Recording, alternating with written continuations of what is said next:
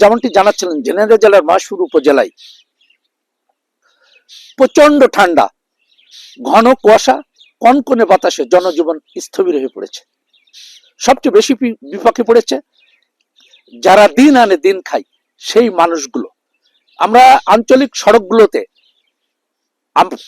সড়কগুলোতে আমরা দেখছি হেডলাইট জ্বালিয়ে আপনার গাড়ি চলাচল করছে, গাড়ির সংখ্যা খুবই কম। আমরা যদি মাই টিভির দর্শকদের একটু দেখাতে চাই যে এই আপনার আঞ্চলিক সড়কটিতে এই মুহূর্তে আপনার গাড়ি ঘোড়ার সংখ্যা খুবই কম।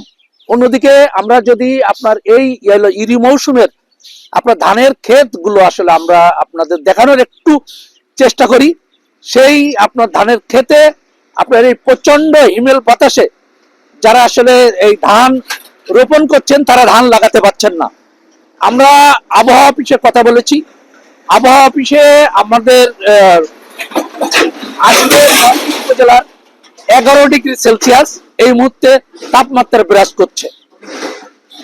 আমরা আবহাওয়া অফিস আমাদের জানিয়েছে যে এই মহেশপুর উপজেলায় গত আপনার 3 দিন ধরে আপনার রৌদ্রের কোনো দেখা নাই।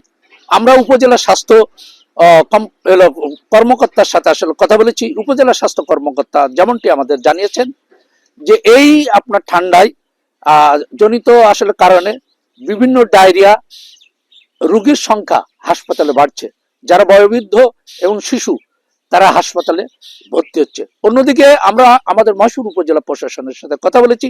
মহেশপুর উপজেলা প্রশাসন আমাদের যেমনটি জানিয়েছেন 12টি ইউনিয়ন, একটি পৌর এলাকায় সরকারি যে অনুদান যে কম্বল সেটি তারা অল্প সংখ্যক বিতরণ করেছে। অন্যদিকে এই মহেশপুর উপজেলায় যারা রাজনৈতিক নেতৃবৃন্দ আছে, সামাজিক সংগঠন আছে, সাংস্কৃতিক সংগঠন আছে, এ পর্যন্ত এই শীতে আপনার সাধারণ মানুষের জন্য কোনো কম্বল বা শীতার্তদের জন্য কোনো কিছু বন্টন করা হয়নি।